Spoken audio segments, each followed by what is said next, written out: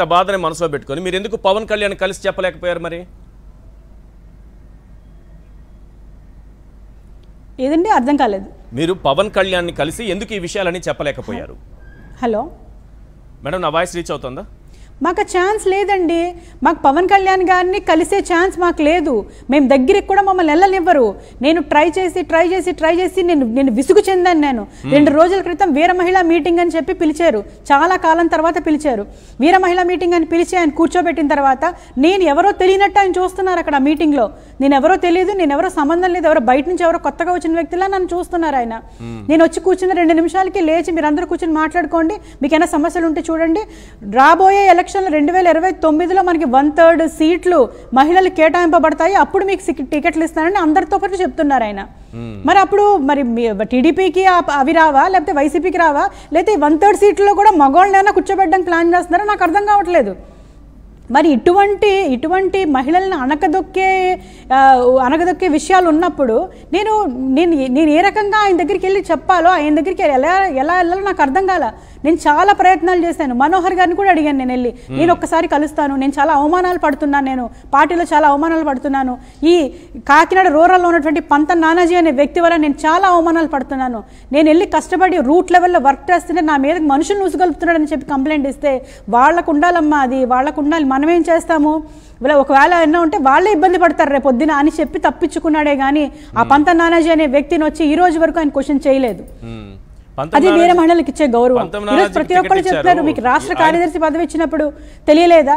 ఆయన గురించి చాలా అప్పట్లో గట్టిగా మాట్లాడుతున్నారు పవన్ కళ్యాణ్ కూడా. పంతం నానాజీ గురించి విమర్శలు కూడా ఏవో చేసినట్టున్నారు కదా, అవినీతి విమర్శలు ఇవన్నీ కూడా ఆయన మీద ఉన్నాయి కదా చాలా. అవునండి. మరి ఎలా టికెట్లు ఇస్తున్నారు అలాంటి వాళ్ళకి?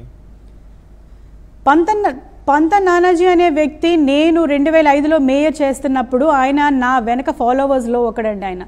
ఆయన నగర అధ్యక్షుడిగా పనిచేసేవాడు. ఆయన సీఎం గారి దగ్గరికి వెళ్ళి అపాయింట్మెంట్ తీసుకోవాలన్నా కూడా నా ఐడెంటిఫికేషన్ ఉపయోగించుకుని అప్పుడు రాజశేఖర రెడ్డి గారి అపాయింట్మెంట్ తీసుకోవడం జరిగేదండి. రోసయ్య గారి దగ్గర కూడా నా ఐడెంటిఫికేషన్ తీసుకుని ఆయన అపాయింట్మెంట్ తీసుకోవడం జరిగేది. అటువంటి వ్యక్తి ఈరోజు పార్టీలో నన్ను శాసించాలని చూస్తే నేనెందుకు ఊరుకుంటాను? అంటే నేను బీసీని కాబట్టి, ఒక సెట్టిబలి సామాజిక వర్గానికి చెందినదాన్ని కాబట్టి, ఒక మహిళని కాబట్టి చిన్న చూపు నన్ను అనగదొక్కే ప్రయత్నం చేయడం. ఈరోజు కాకినాడ రూరల్ నియోజకవర్గంలో నేను వర్క్ చేయకూడదు, నాదెండ్ల మనోహర్ గారు చెప్పినా కూడా నేను వర్క్ చేయడానికి వెళ్ళానండి. కాకినాడ రూరల్లో నేను ఈ అలయన్స్ స్టార్ట్ అయిన తర్వాత టీడీపీలో ఉన్నటువంటి అక్కడ మాజీ ఎమ్మెల్యే గారు పిల్లి అనంతలక్ష్మి సత్యనారాయణమూర్తి గారితో పాటు నేను విలేజెస్ అన్ని కూడా తిరగడం జరిగింది. నేను అప్పుడు విలేజెస్ తిరిగినప్పుడు కూడా నా మీదకి మనుషులను పంపించేవాడు. మీరు కండువా తీసేసేయండి, మీరు జెండాలు తీసి పాడేయండి, మీరు ఎందుకు వచ్చారని చెప్పి నా మీద మనుషులకు పంపించి నా మీద యుద్ధం చేయడానికి ప్రయత్నం చేశాడు. అటువంటి వ్యక్తి ఈరోజు నేను పార్టీలో ఏ ఇబ్బంది పడ్డాను, నేను బయటకు వచ్చేసాను, నాకు అవమానం జరిగిందని చెప్తే నేను అతను బయట ఈ రోజుకి కూడా ఇష్టం వచ్చినట్టు, అంటే అతని క్యారెక్టర్ అటువంటిది.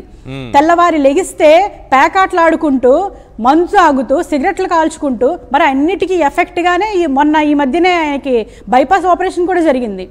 అటువంటి వ్యక్తికి మరి ఏ సిద్ధాంతాలకి సరిపోతాడని అతనికి ఈరోజు కాకినాడ రూరల్లో టికెట్ ఇచ్చారో నాకు అర్థం కావట్లేదు. బీసీ సామాజిక వర్గం ఎక్కువగా ఉన్న నియోజకవర్గము కాకినాడ రూరల్. 1,10,000 ఓట్లు బీసీ సామాజిక వర్గంలో 80,000 ఓట్ల వరకు సెట్టి బలిజలు ఉన్నారు. నేను సెట్టి బలిజలకి ఎందుకు అవకాశం ఇవ్వలేదు అని క్వశ్చన్ చేస్తుంటే ఈరోజు నన్ను ఇష్టం వచ్చినట్టు మాట్లాడుతున్నారు. పార్టీ కార్యదర్శిగా ఇచ్చినప్పుడు మీరు సెట్టి బలిజ అని అప్పుడు మరి మీకు గుర్తు రాలేదా, అప్పుడు మీకు తెలియలేదా అని అడుగుతున్నారు. నేను కాకినాడ ప్రథమ మేయర్గా ఒక క్యాబినెట్ హోదా చేసిన దాన్ని, పార్టీలో ఒక రాష్ట్ర కార్యదర్శి అనేది ఒక తుచ్చమైన పదవి నాకు, నేను చేసిన పదవితో పోలిస్తే. నేను అడగలేదండి పార్టీ కార్యదర్శి నాకు ఇవ్వండి అని నేను అడగలేదు. నేను ఒక మేయర్గా చేసి వచ్చినందుకు నాకు పార్టీ కార్యదర్శి ఇస్తారా? అక్కడ నాకు అవమానం చేసినట్టు కాదా? ఏ క్వాలిఫికేషన్స్ ఉన్నాయని ప్రధాన కార్యదర్శులు పిఏసీలు ఇచ్చారు. అడుగడుగున అవమానం జరుగుతున్నా కూడా ఏదో ఉద్ధరిస్తారు. మా జాతి బీసీ జాతికి జనసేన పార్టీ ఒక వేదిక అవుతుంది, ఒక ప్లాట్ఫామ్ అవుతుంది అని బలంగా నమ్మి 5 సంవత్సరాల నుంచి భరించుకుంటూ వచ్చాను. ఇంత అన్యాయం జరుగుతున్నప్పుడు పవన్ కళ్యాణ్ గారి దగ్గరికి చెప్పుకుందామని వెళ్తే రెస్పాండ్ అయ్యే దిక్కు నాకు అక్కడ లేదు. కుక్కల కన్నా హీనంగా బయటికి వెళ్ళండి అని చెప్పి తరిమేస్తున్నారు. బౌన్సర్లు పెడతారు. సెక్యూరిటీ సిస్టమ్ ఉంటుంది, 8 అంచెల సెక్యూరిటీ సిస్టమ్ దాటి ఆ వెంకటేశ్వర స్వామి, తిరుపతిలో వెంకటేశ్వర స్వామిని కూడా మనం అంత కష్టపడి చూడలేము, మనం అంత సెక్యూరిటీ ఉంటుంది. అది జనసేన పార్టీ ఆఫీసా లేకపోతే ఒక కార్పొరేట్ ఆఫీసా నాకు అర్థం కావట్లేదు. అడుగడుగున అవమానాలు జరిగినా కూడా తట్టుకుని నిలబడ్డాను. ఎందుకంటే పవన్ కళ్యాణ్ గారు స్పందిస్తారు, ఆయన మాకున్నారు, ఆయన మా తరపున మాట్లాడతారు అనుకున్నాను.